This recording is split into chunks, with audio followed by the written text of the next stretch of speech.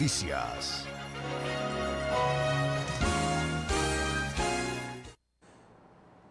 (22:37) en todo el territorio continental ecuatoriano. Estamos de vuelta y gracias por seguir en sintonía de TV Noticias y sean bienvenidos nuevamente al espacio de entrevistas. La variante Omicron desplazó a las otras 6, principalmente a la Delta, que era la predominante en Ecuador, y pasó a ocupar el primer lugar. Y es que hace 38 días específicamente nosotros dialogábamos con el señor Raimundo Santamarta, investigador y científico farmacéutico, y él nos decía, es inminente la llegada de la variante Omicron al Ecuador, y nos manifestaba que no era de temer, pero sí había que tomar ciertas precauciones, principalmente en temas relacionados a distanciamiento y también a bioseguridad. ¿Qué pasó en el camino? ¿En qué momento se nos fue de las manos la situación?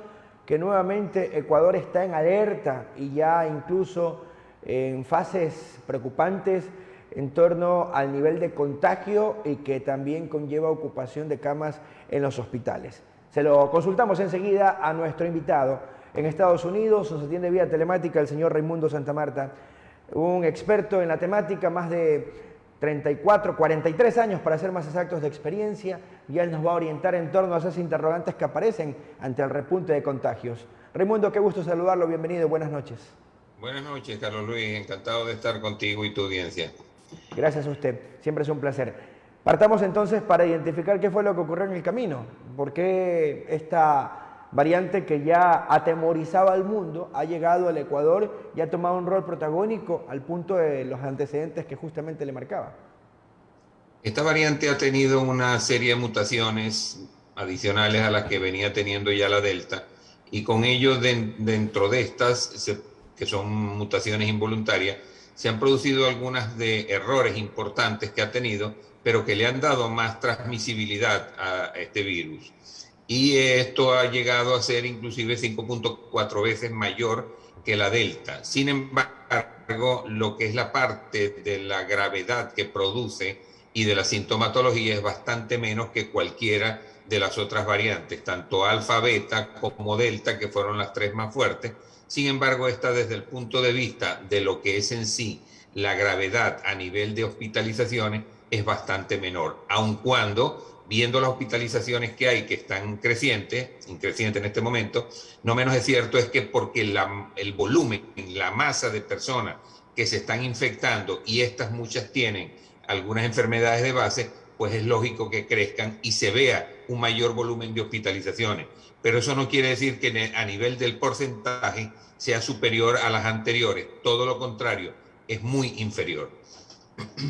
Perfecto, pero ¿cómo entender entonces esta dinámica de existir 7 variantes distintas en nuestro país, en Ecuador, y que exista un número importante de pacientes que están acudiendo a los hospitales, que se quedan hospitalizados, y hay un porcentaje que incluso están falleciendo? No necesariamente debe ser entendido que sea el resultado de la variante Omicron, de pronto sí el nivel de contagio, porque usted lo decía, se propaga con mayor rapidez y facilidad, pero ¿cómo entender esta dinámica del propio virus? Carlos Luis, no olvidemos que la influenza, la N1H1, mataba anualmente a 650.000 personas, y en este momento no existe ningún registro que indique las muertes que se están dando por la influenza, cuya enfermedad de procesos gripales se da entre los meses octubre a marzo, abril de cada año.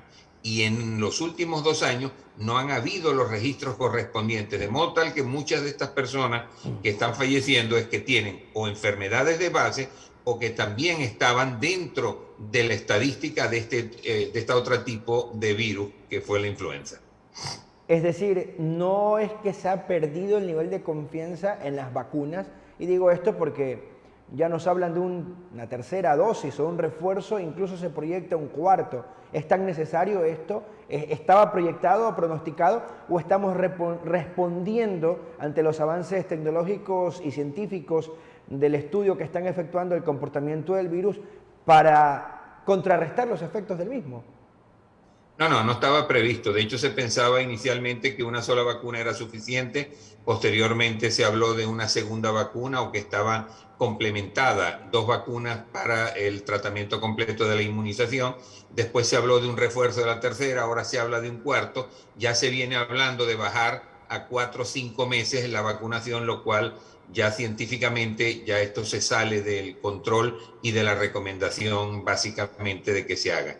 Esto de hiperactivar tantas veces el sistema inmunológico en tan corto tiempo no es conveniente. Pudiesen tener desregulaciones del sistema inmune y producir algunas enfermedades características en lo que son las enfermedades autoinmunes que tienen que ver con el reconocimiento del propio sistema inmunológico sobre el cuerpo humano, sobre uno mismo. De modo tal que esto es sumamente riesgoso que nos metamos en esta carrera y entubemos la solución del problema con una sola herramienta, que son las vacunas, y que no han demostrado tener la capacidad de frenar y de producir la inmunidad que se pensaba desde el principio. Raimundo, pero hay quienes se oponen todavía a la vacuna o no acceden a la misma porque así lo deciden.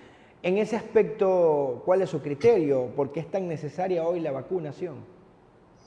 No, es necesario porque se le ha dado una connotación de que es la solución al problema y no está allí. Y estamos olvidándonos del sistema inmunológico y de la cantidad de mecanismos y herramientas que tenemos para mejorar la función de la respuesta inmunológica. Sin embargo, desde el punto de vista técnico y político, más que nada, se está haciendo una fuerte recomendación para sostener el tema de la inmunidad por un tiempo determinado que se desconoce, porque no hay científicamente ninguna prueba que nos indique que por muchas vacunaciones que se den, por muchas inoculaciones que se den, vamos a salir de esto de forma definitiva y en corto plazo.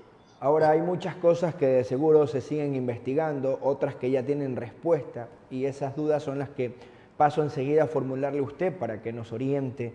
¿Qué pasa si una persona que ya tiene las 2 primeras dosis, en el caso de las vacunas que así sean, no la monodosis, se contagió? ¿Debe continuar su proceso de inoculación o qué es lo recomendable? Hay diferentes criterios y teorías sobre esto. Yo particularmente estoy en el criterio de que ya 2 dosis de la vacuna más la infección natural que se ha tenido a un vacunado ya es suficiente para crear una inmunidad en las células plasmáticas, que son las llamadas células de larga vida, que tienen una extensión de poder almacenar la información de todos los virus o todas las bacterias o los microorganismos con que hemos sido infectados por 30, 40 años. Y es lo que está sucediendo ahora mismo. En este momento, las personas bien vacunadas o no vacunadas que se han infectado previamente o ahora mismo del COVID están teniendo allí en estas células plasmáticas el reconocimiento para poder actuar en el momento que se presente nuevamente la infección. Y le doy el ejemplo clásico. Yo tenía 22 meses que me había dado el COVID, yo no estoy vacunado, ahora me acaba de dar hace unos días el COVID y en 6 días, también atendiendo mi sistema inmunológico, yo salí del impasse. Y dentro de salir del COVID, salí de una forma con una enfermedad muy leve, con un proceso infeccioso muy leve, apenas molestia en la garganta, una irritación, un poquito de tos, un poquito de mucosidad, pero lo pude superar y no estoy vacunado y tuve COVID hace 22 meses. Ahora, Raimundo, ¿qué es lo recomendable en estos casos? Porque son molestias que se pueden asociar con cualquier tipo de enfermedad y que no aparecen en el COVID-19. ¿Qué es lo que hay que hacer? Son molestias asociadas a procesos gripales, porque recordemos que el COVID, el SARS-CoV-2, es una enfermedad viral gripal. Por lo tanto, van a haber manifestaciones sintomáticas de esta naturaleza. La mucosidad, la molestia en la garganta, la tos, pero no baja a los pulmones, no baja a los bronquios, con lo cual se evita o no se dan los casos de las neumonías, que son precisamente los que estaban causando la gravedad de las hospitalizaciones y de los fallecimientos. Ahora, ¿qué pasa si me vacuné y no sabía que estaba contagiado con el COVID-19?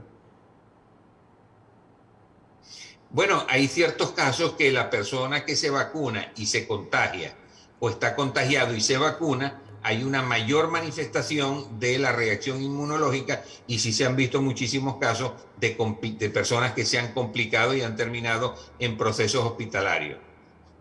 Perfecto. Hay un estudio que ha revelado que los ciclos menstruales también sufrieron una variación producto de la vacunación. ¿Qué se conoce al respecto? Sí, son procesos hormonales y ahí hay un cambio que existe en este caso en las damas y se están produciendo unos desarreglos menstruales con relativa frecuencia de esto. No se ha terminado de estudiar esto, hay un primer lanzamiento informativo, hemos estado leyendo acerca del particular, pero no hay una conclusión definitiva sobre esta materia. Raimundo, para concluir, el Ecuador está atemorizado por la cantidad de repunte de contagios de COVID-19. ¿Qué es lo que debemos hacer ante este panorama? Tener mucha calma. En este momento, el Omicron está representando el 0,001% de afectaciones en casos de hospitalización y grave.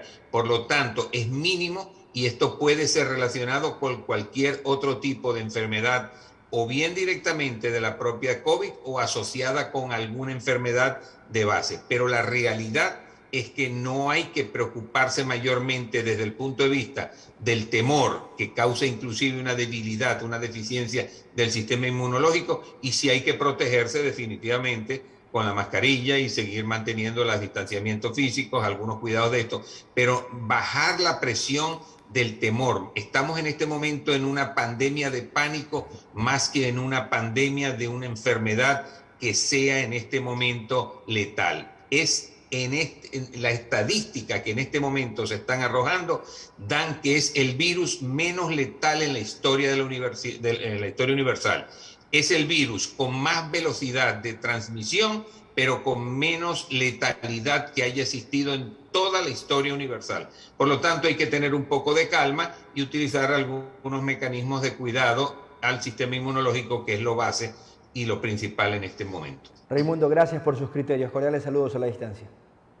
Igualmente, que estés muy bien, Carlos Luis, y a cuidarse, a seguirse cuidando. Es la mejor recomendación, seguirse cuidando un poco. De esto vamos a salir este mismo año ya. Definitivamente la Omicron nos está demostrando que ha perdido la capacidad de dar gravedad. Sí de velocidad de infectación, pero no de gravedad. Pero ante eso podemos decir que con el Omicron se termina la pandemia. Debería determinarse Omicron o la IU, la nueva IHU que acaba de salir, pero debería terminarse porque ha perdido, la Omicron ya nos demuestra que el virus está perdiendo capacidad de agravamiento. O sea, ya no es realmente un virus que esté afectando notablemente, sobre todo el proceso respiratorio, porque este es un virus respiratorio y no se está alojando en la vía respiratoria baja, sino en la alta. De modo tal que puede ser gripal, puede ser alérgico, puede ser de cualquier naturaleza, se va a convertir en una enfermedad endémica, va a quedar, el virus va a quedar. Históricamente así han quedado, pero de forma endémica, no ya de forma directamente de poder decir, este es un virus criminal que llegó para acabar con la humanidad, ni mucho menos, no, eso no, y estoy prácticamente convencido, de acuerdo a lo que he estudiado, de lo que he leído durante mucho tiempo, que estamos en la fase de la transmisión. Esto quiere decir que se está transmitiendo a un proceso ya mucho menor. Los criterios de Raimundo Santamarta desde Estados Unidos vía telemática, investigador y